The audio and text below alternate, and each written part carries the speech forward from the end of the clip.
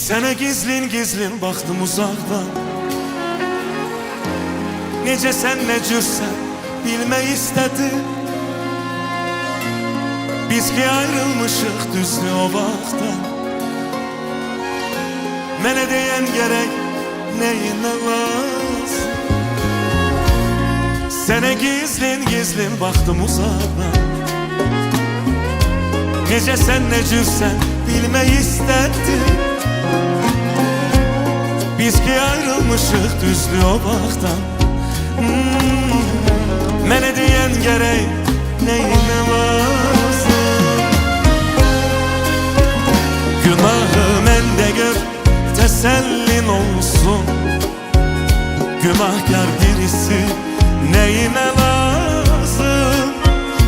Ürəyin məndədir, özün hardasan. Sən yoxsan ürəyin nəyimə lazım. Günahı məndə gör, təsəllim olsun. Günahkar birisi nəyinə lazım. Onsuz da silmisən xəyallarından. Bəlkə birisi var nəyimə lazım.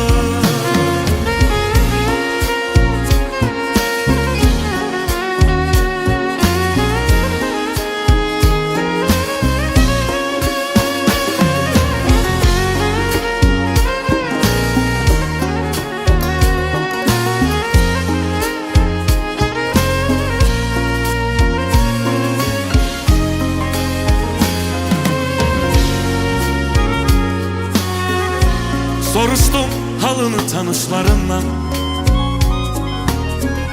Ağlayıp gülmüşsən bilmək istədim.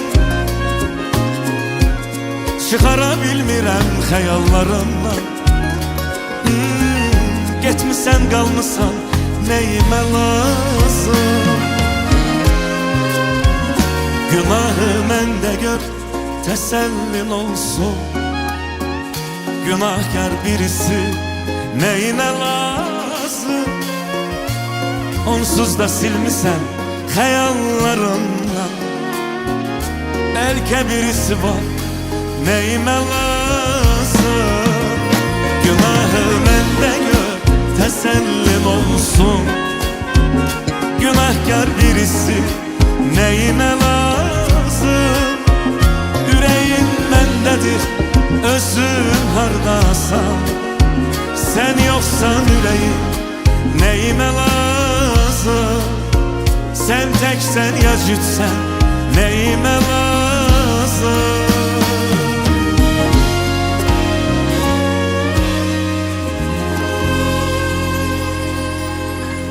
Nəyimə lazım. Bayram günündə burada olmağınız mənə verilən ən gözəl dəyərdir.